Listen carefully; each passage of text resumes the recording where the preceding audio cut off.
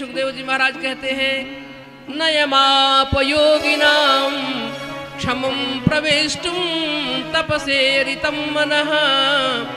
बड़े बड़े अमलात्मा परमहंस मुनींद्रों का निर्मल चित्त जिन परमात्मा को पकड़ने में समर्थ नहीं होता, उन्हीं परमात्मा अखिल ब्रह्मांडाधीश को यशोदा मैया ब्रजरानी लाला आज तो तुझे बना ही दूंगी ऐसा कह करके पकड़ना चाहती। भगवान ने देखा मैया बहुत श्रमित हो गई। वैसे भगवान पकड़ में नहीं आए, रो रहे हैं, रोने लगे, आंखों में आंसू आ गए, मैया के सामने हाथ जोड़ लिए, पकड़ में नहीं आ रहे थे। निगमने शिव अंत न पावा ताहि घरे जननी हठि धावा। निगमने वेदों ने नाई थी कहकर देखा प्रभु को नियम बदलते देखा, हरि को नियम बदलते देखा।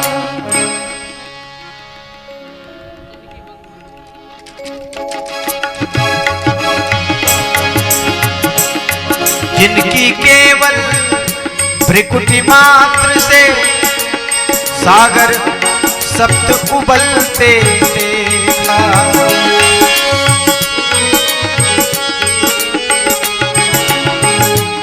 जिनकी केवल भ्रिकुटी मात्र से सागर सप्त उबलते देखा, उसको मां यशोदा के भय से, उसको मां यशोदा के भय से कंटक पथ पर चलते देखा, हरि को नियम बदलते।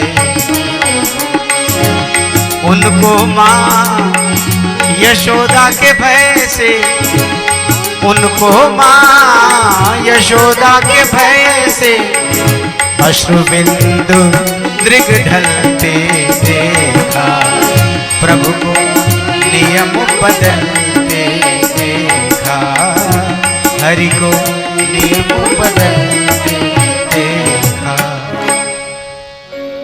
जिनकी बंक भ्रिकुटी के बल पर सागर सप्त उछलते देखा। अरे महाराज, भ्रिकुटी टेढ़ी हो जाए तो समुद्र उछल जाए, और एक समुद्र नहीं सातों समुद्र उछल जाएं। वही भगवान यशोदा मैया के डर से, छड़ी के डर से टप टप आंसू गिर रहे हैं। बोले मैया तू मुझे मारेगी तो नहीं? मैया ने कहा नहीं, तेरी षोडशोपचार से पूजा करूंगी। तूने जो किया है ना वो पूजा करने का काम किया है, मैं तेरी षोडशोपचार से पूजा करूंगी। मैया ये छड़ी फेंक दे।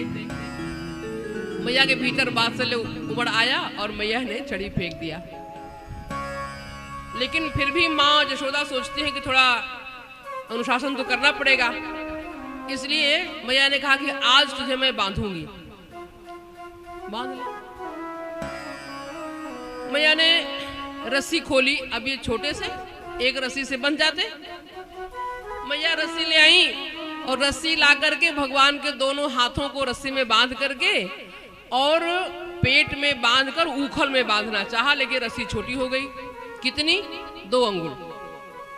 2 अंगुल रस्सी छोटी हो गई। मैया और तद्दाम बधमानस्य स्वार्भकस्य कृतागसः ले आई। यदासीत तदपि न्यूनम। रस्सी ले आई, फिर भी रस्सी छोटी हो गई। कितनी छोटी हुई? तदपि दिव्यंगुलम न्यूनम। फिर 2 अंगुल छोटी हो गई। घर की जितनी रस्सियां हैं सारी रस्सियों को बुलाई, सबको एक साथ जोड़ दिया, फिर बांधने लगी, तब भी रस्सी छोटी हुई तो मात्र 2 अंगुल छोटी हुई। मैया मन में विचार करती है कि आखिर क्या बात है, इसकी जो कमर है ये 1 अंगुल बढ़ी नहीं, छोटो सो लाला, पतरो सो लाला, और कमर बिल्कुल पतली सी। तो उस कमर में 100 रस्सियों को हमने जोड़ लिया एक में। सैकड़ों रस्सियां एक साथ जुड़ गई और न तो ये बढ़ा और न कोई, पर ये क्या चमत्कार है कि ये रस्सी छोटी कैसे हो जा रही है। शर्मित हो गई मैया।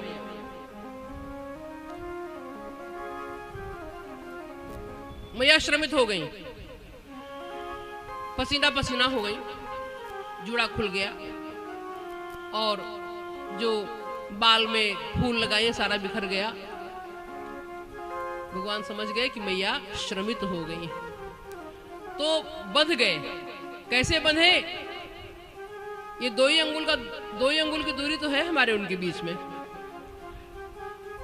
रहता था पास में सदा लेकिन छुपा हुआ, करके दया दयालु ने पर्दा उठा दिया। बस एक माया का पर्दा जो गिरा हुआ है हमारे उनके बीच में, यही तो बंधन का, यही तो बाधक है भगवान का दर्शन करने में।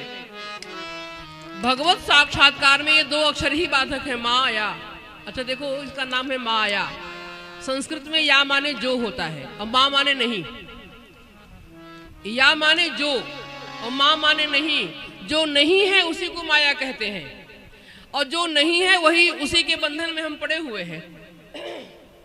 भगवान ने देखा यही हमारे बीच में भगवत प्राप्ति में के साधन में ये माया ही बाधक है।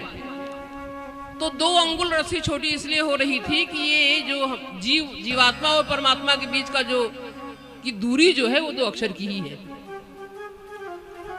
तो भगवान ने देखा जब जीव श्रमित हो जाता है तो भगवान उसके पुरुषार्थ के बल पर नहीं। श्री सुखदेव जी महाराज कहते हैं, कृपया सीत सो बंधने, कृपा करके भगवान बंध गए। माँ के प्रयास से नहीं, कृपा करके भगवान बंध गए। मैया ने रस्सी हाथ में बांधी, उनके पेट में लगा करके ऊल उखल में बांध दिया और बांध करके स्वयं दूसरे कार्य में व्यस्त हो गई। इधर गोपियां आई, बोली कि मैया लाला को छोड़। अच्छा, जब होता क्या था कि जब गोपियां मैया के पास शिकायत लेकर के आती थी और मैया विश्वास नहीं करती थी, तो गोपियां जब निराश होकर के आंगन से लौटती थी तो कन्हैया बीच में मिलते थे, कहते थे राम राम। आज गोपियां जब आई, ये बंधे हुए हैं, गोपियों ने कहा राम राम। इनका दाव लग गया, गोपियों का दाव लग गया। बोली राम राम, कैसे बंध गए? अब क्या बोले, बंधे तो थे ही। तो भगवान मैया के पास गोपियां गई, बोली मैया छोड़ दे। मैया ने कहा आज कोई बात नहीं करेगा मुझसे। तुम्ही लोग रोज रोज शिकायत लेकर आती थी, मैं विश्वास नहीं करती थी। जाओ आंगन में देखो, आंगन को दूध दही का कुंड बना दिया है इसने। पूरा आंगन में दूध दही फैला हुआ है। ठीक है मैया, खोल दे। नहीं, इसको छोड़कर दूसरी बात करोगे तो मैं बात करूंगी, इस विषय में कोई बात नहीं। चली गई। तो बड़ी बूढ़ी गोपियों को भेजा, छोटी गोपियों ने बड़ी बूढ़ी गोपियों को भेजा कि आपकी बात मानेगी यशोदा मैया, इसलिए आप जाओ। तो बड़ी बूढ़ी गोपियां जो उनकी आदरणीयां थी वो आई, बोली यशोदा छोड़ दे, छोटा सा है, छोड़ दे, खोल दे। तो मैया ने कहा कि जी आप जाकर देखो, आप खुद जाकर देखो, आंगन को दही दूध का कुंड बना दिया है इसने। गोपिकाएं रोज शिकायत लेकर आती थी, मैं किसी की बात का विश्वास नहीं करती थी, लेकिन आज देखो तो घर में ही इसने उधम किया है। तो जो बड़ी बूढ़ी गोपियां थी उन्होंने कहा ठीक है, तुम नहीं खोलोगी तो हम लोग खोल देते हैं। मैया ने कहा कि आपको इसकी ही सौगंध, अगर कोई खोला तो उसकी ही सौगंध उसको। अब बेचारी वो भी चली गई। इतने में बलराम जी आए। बलराम जी आए तो देखे किसी ने जाकर कह दिया कि दाऊ तू यहाँ खेल रहा है, छोटा भैया बंधा हुआ है उखल में। अरे भैया को बांध दिया किसी ने। दाऊ जी आए तो पहले तो बड़े हैं ना, तो अपने अग्रजत्व का परिचय दिया उन्होंने। बार बार तुमको मना करता था, उधम मत किया करो, तुम मानते थे नहीं, अब लो मैया ने बांध दिया तुमको। तो भगवान चुप। फिर दाऊ जी उखलते दियो मैया, मैया उखलते दियो शाम के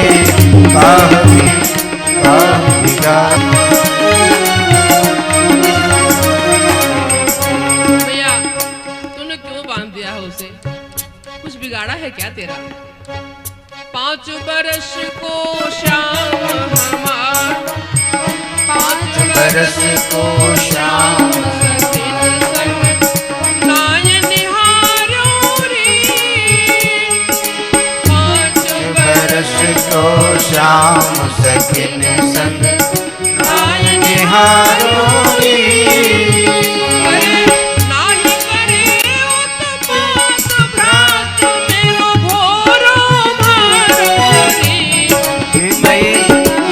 ओ कल ते दियो पान श्याम ने काल दिलारो रे।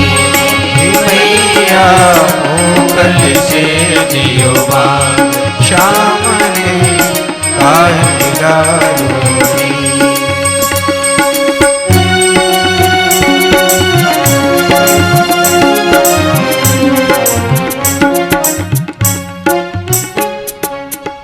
दाऊ जी ने कहा कि मैया उसने कोई अपराध नहीं किया है, वो अपराधी नहीं है, खोल दे इसे, लाला छोटा सा है, खोल दे।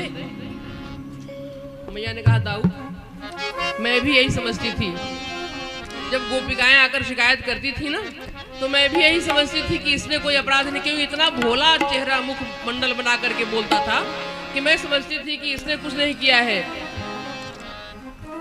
लेकिन आज तू खुद जाकर आंगन में देख ले कितना दूध दही फैलाया है इसने, मटका फोड़ दिया, हमारे ददिया सास के जमाने का मटका इसने फोड़ दिया है। तो हम नहीं खोलेंगे, आज तो किसी के कहने पर नहीं खोल सकती मैं। तो दाऊ जी को क्रोध आ गया। दाऊ जी ने सोचा कि जरा अपने स्वरूप का परिचय माँ को कराना चाहिए। मैया ने कहा कि बलराम जी ने कहा कि मैया तू मुझे जानती नहीं है। जानती हूं तू दाऊ है। दाऊ जी ने कहा कि मैया तू मुझे जानती नहीं है। बलराम जी ने कहा मैया ने कहा जानती हूं तू बलराम है, तू दाऊ है। भगवान बलराम जी ने कहा कि नहीं नहीं मैं शेषावतार हूं, मैं शेष का अवतार हूं। श्री सूरदास जी महाराज कहते हैं शेष रूप कहीं नाम सुनायो, अपने शेष रूप का परिचय दिया। तो मैया ने कहा दारी के सारे अवतार हमारे ही घर में होने थे और कहूं ठाव ठिकाना नहीं मिले तुम लोगों को। तू शेष है, कोई नृसिंह है, कोई कुछ है, कोई कुछ है, सारे के सारे अवतार हमारे ही घर में होने। जाओ यहाँ से। अगर ज्यादा पटपट करेगा ना तो तुझको इसके साथ बांध दूंगी। बलराम जी ने कहा मुझे बांध दे, इसको खोल दे। बोले उसको तो खोलूंगी नहीं, तुमको और बांध दूंगी मैं, जाओ यहाँ से। तो बलराम जी ने कहा कि मैया आज तू है। मैया की वात्सल्य के आगे उनका शेष रूप भी, जो फुफकार थी उनकी शेष जी की, वो कम हो गई। बलराम जी ने का जो शेष रूप है वो शांत हो गया। बोले कि मैया तूने बांधा है लाला को, मैं कुछ नहीं कर पा रहा हूं। आज दे तो बड़ो भयंकर बदलो, जो छूतो को और कोई अगर छू देता मेरे लाला को तो मैं इतना भयंकर बदला लेता उससे। तू जननी कछु बस नहीं मेरो, जो कुछ करो सो थोर। तू तो माँ है ना, तू जो कुछ करे वो थोड़ा ही है। अगर कोई दूसरा तुम्हारी जगह पर होता आज मैं इतना भयंकर बदला लेता। माँ ने कहा ठीक जाओ हो गया, अब नहीं सुनना मुझे तुम लोगों की बात। भगवान के पास बलराम जी गए, बोले कि लाला आज मैया मानने को तैयार नहीं। तो बलराम जी ने देखा कि भगवान मुस्कुरा रहे थे। तब बलराम जी समझ गए कि कोई लीला करनी है, इसलिए जानबूझकर बंधे हैं ये, इन्हें कोई बांध नहीं सकता है, बंधे हैं जानबूझ करके। कृपया सीत से बंधने। तो बलराम जी चले गए। जब पूरा आंगन खाली हो गया, मैया अपने काम में व्यस्त हो गई और सारी गोपियां भी कोई अंगूठा दिखाकर, कोई रो करके चली गई, राम राम कहते हुए, कोई कुछ। अब भगवान ने देखा कि हजारों वर्ष से 2 पेड़ नंद बाबा के आंगन में खड़े थे। अर्जुन के 2 पेड़ थे, उनका भगवान को उद्धार करना था। वो अर्जुन के पेड़ दोनों जुड़े हुए थे, जुड़े होने के कारण उनका नाम यमल अर्जुन था। तो इनका भगवान को उद्धार करना था। अर्जुन के 2 जुड़े हुए पेड़ आपस में थे। ये थे कौन? जिनके उद्धार की चिंता हो गई, स्वयं वध करके उनको मुक्त किए। उनको मुक्ति देने के लिए भगवान स्वयं बंध गए हैं। कौन? ये कुबेर के पुत्र।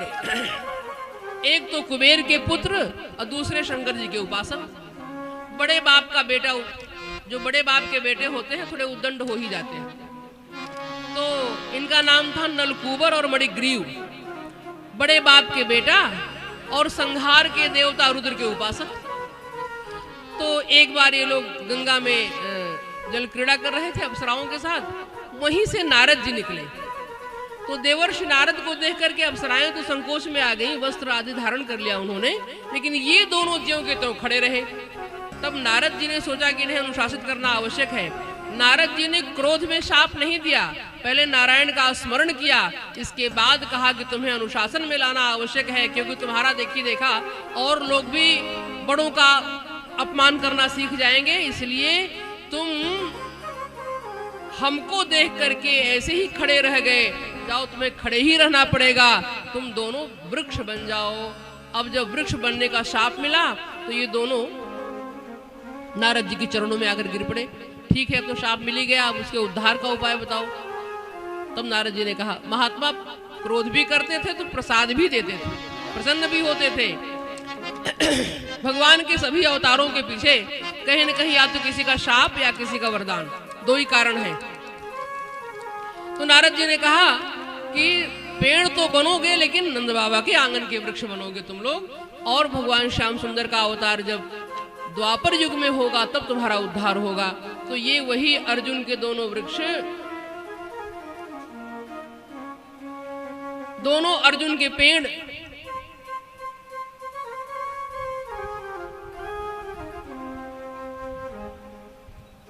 भगवान को उद्धार करना था। तो भगवान अपना उखल को घसीटते हुए, कमर में बंधा हुआ था ही उखल को घसीटते हुए भगवान धीरे धीरे लेकर के अर्जुन के वृक्ष के पास पहुंचे। तो अपने तो छोटे से थे, दोनों पेड़ के बीच से होकर निकल गए, उधर दोनों वृक्षों के बीच से होकर अपने निकल गए और उखल अटक गया। भगवान थोड़ा जब जोर लगाए तो दोनों पेड़ गिर गए, दोनों पेड़ दो तरफ धराशायी हो गए। उसमें से दो दिव्य पुरुष निकले, दोनों ने भगवान की स्तुति किया। भगवान ने ऐश्वर्याधिष्ठात्री महाशक्ति से कहा कि पेड़ गिरेगा तो आवाज नहीं होना चाहिए, पेड़ गिरने की आवाज तुरंत होती तो सब लोग इकट्ठे नहीं हो जाते, लेकिन जब तक इनका उद्धार नहीं हो गया तब तक पेड़ की आवाज को ऐश्वर्य ने, भगवान के ऐश्वर्याधिष्ठात्री महाशक्ति ने स्तंभित कर रखा था। तो महाराज भगवान नलकूबर मणिग्रीव का उद्धार करते हैं और उन दोनों ने भगवान की स्तुति किया कि वाणी गुणानुकथने श्रवणौ कथायां हस्तौ च कर्म सुमनस्तव पादयोर्नः स्मृत्यां शिरस्तव निवास जगत् प्रणामे दृष्टिः सतां दर्शनेस्तु भवत्तनूनां। हे नाथ, वाणी गुणानुकथने, हमारी वाणी आपके गुणानुकथन में, गुणानुवाद में लग जाए। मतलब वाणी का उपयोग अगर है, बोलो तो भगवान के संबंध में ही बोलो, अन्यथा मौन रहो। वाणी गुणानुकथने और श्रवणौ कथायां, गोस्वामी जी महाराज मेरे पत्रिका में कहते हैं, श्रवणनी और कथा नहीं सुनी हो, रसना और न गई हो। नाथ, आज से हम कान से कोई दूसरी बात हम सुनेंगे ही नहीं, वाणी से कुछ दूसरा कुछ नहीं बोलेंगे। रोकी हो नैन विलोकत रही, और अपनी आँख को हम बंद कर लेंगे संसार को देखने के लिए। संसार को नहीं देखेंगे आँख से, संसार की बात नहीं सुनेंगे, संसार की चर्चा नहीं करेंगे। आज यही वरदान मांग रहे हैं नलकूबर मणिग्रीव। वाणी गुणानुकथने, हमारी वाणी शांत रहे और अगर बोले तो आपका गुणानुवाद करे। गुणानुकथने, गुण का अनुकथन करे। गुण माने रस्य भी होता है, गुण माने भगवान का गुण विशेषताएं, और गुण का अर्थ रसी भी होता है। तो नलकूबर मणिग्रीव ने कहा कि हमारी वाणी आपके इस गुण, जिस रस्सी से आप बंधे हैं, इसी का अनुकथन करती रहे, क्योंकि आप जब गुण से बंधे रहेंगे, सगुण रहेंगे आप, तो हमारे जैसों का उद्धार होता रहेगा। इसलिए वाणी गुणानुकथने और श्रवणौ कथायां, हमारे कान वैसे तो कुछ न सुने, और अगर सुने तो आपकी कथा ही श्रवण करें। श्रवणो कथायाम, और हस्तौ च कर्म सुमनस, हाथ अगर कुछ करें तो आपकी सेवा में लग जाएं। कर्म सुमनस तव पादयोर्नः, चरणों की सेवा करें। स्मृत्या शिरस्तव निवास जगत प्रणामे, हमारा सिर आपको प्रणाम करे। तो भगवान बोले कि हम कहाँ तुमको हर जगह मिलेंगे प्रणाम करने के लिए? तुम जहां जहां प्रणाम करोगे वहां मैं कहाँ मिलूंगा? तो बोले स्मृत्या शिरस तव निवास जगत प्रणामे, यह संपूर्ण जगत संपूर्ण सृष्टि आपका स्वरूप है, ये मान करके हम सबको प्रणाम करें। और दृष्टि सताम, और दृष्टि नेत्र हमारे आपके दर्शन में लग जाए। तो भगवान बोले हमारा दर्शन तुम्हें हर जगह कहाँ होगा? बोले सताम, ये जो साधु महात्मा घूम रहे हैं ना, संत महापुरुष जो हैं आप ही के रूप में तो हैं, आप ही उनके रूप में घूम रहे हैं। दृष्टि सताम दर्शने स्तुभवत तनूनाम, मानो संतों के रूप में शरीर धारण करके आप ही भ्रमण कर रहे हैं सृष्टि में, संसार में, इसलिए हम उनको उनका दर्शन करें। दृष्टि सताम, हमारे नेत्र हमारी दृष्टि उनके दर्शन में लग जाए। दृष्टि सताम दर्शने स्तुभवत तनूनाम। इस प्रकार नलकूबर और मणिग्रीव का भगवान ने उद्धार किया। भगवान की स्तुति करके वो दोनों चले गए। भगवान ऊखल के ऊपर बैठे हैं, पैर लटका करके नीचे ऊखल पर बैठे हैं, और भगवान मुस्कुरा रहे हैं। जिसने लंका में डंका बजाया, आके यशोदा के आंगन बधाया।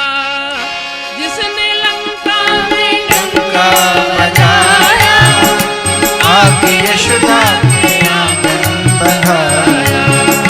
पीछे लटके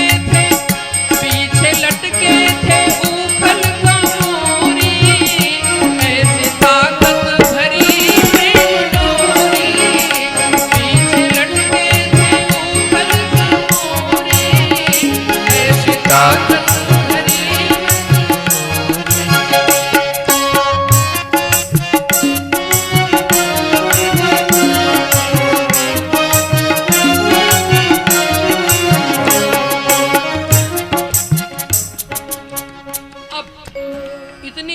के बाद तब वृक्षों के गिरने की ध्वनि सुनाई दी,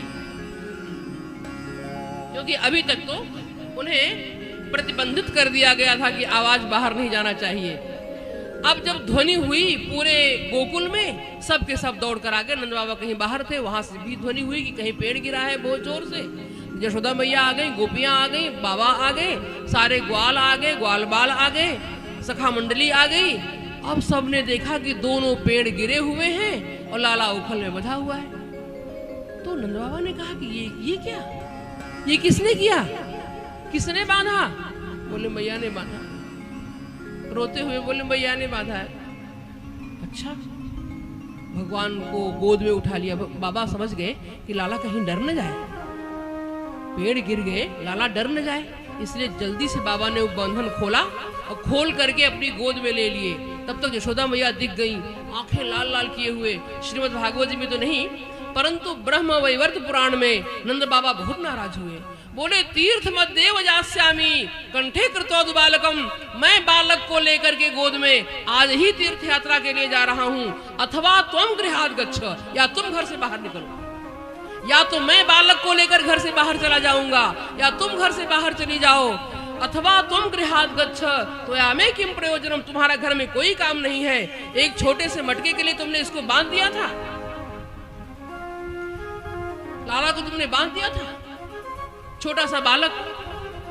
मैया ने कहा कि ददिया सास के जमाने का मटका फोड़ा था इसने।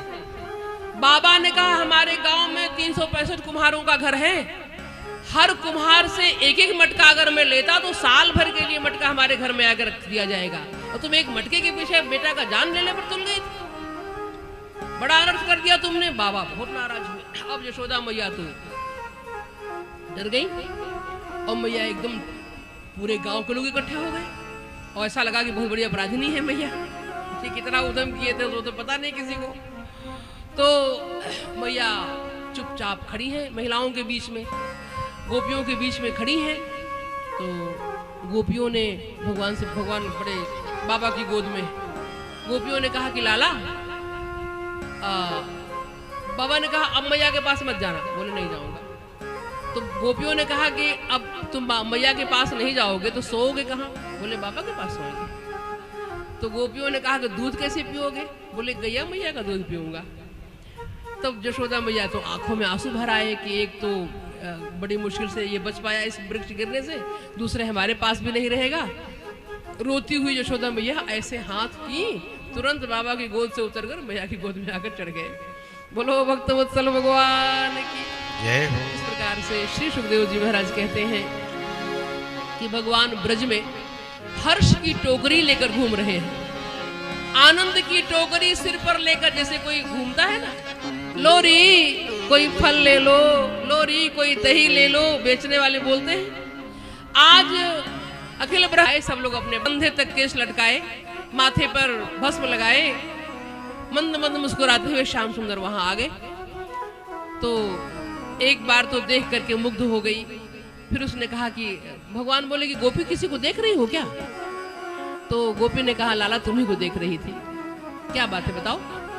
तो गोपी ने कहा कि लाला ये गोबर उठवा दो ना मेरे सिर पर। बोले तुम्हारे बाप का नौकर लगा हूं क्या? नहीं उठवाऊंगा। अब उसने कहा कि नहीं नहीं लाला तुम नौकर नहीं, तुम तो हमारे मालिक हो, उठवा दो, तुम बहुत अच्छे हो ना, उठवा दो। बोले मुफ्त में नहीं उठवाऊंगा, कुछ दो तब उठवाऊं। तो गोपी ने कहा कि ठीक है, तुम जितने टोकरी उठवाओगे उतने माखन के लोंदे तुम्हें दूंगी। फिर क्या था, उठने लगा गोबर, टोकरी पर टोकरी उठाने लगे। 2-4 टोकरी उठाए। इसके बाद भगवान ने कहा कि देख गिनती करती जा, तू कोई बेईमानी न कर जाए, इसलिए गिनती करती जा कितनी टोकरी उठाई है। तो गोपी ने कहा कि लाला मैं पढ़ी लिखी नहीं हूँ, मुझे गिनती करना नहीं आता है, मैं एक काम करती हूँ कि जितने टोकरी उठवाओगे उतने गोबर की टिक्की तेरे गाल में लगा दूंगी। तो भगवान ने कहा ठीक है। तो जितने गोबर की टोकरी उठाए उतना ही टिक्की वो लगा दे इनके गाल पर। 2-4 तो लगाई, एक बार वो गोबर लेकर गई, पूरे मुंह भर टिक्की लगा लिए। बोले सोचो कौन जाए इतना गोबर उठवाने। अब भगवान पूरे मुख भर गोबर की टिक्की लग गई। इस दृश्य को देखने के लिए आकाश मंडल में ब्रह्मा जी, शंकर जी, नारद जी, बड़े बड़े ऋषि मुनि कहते हैं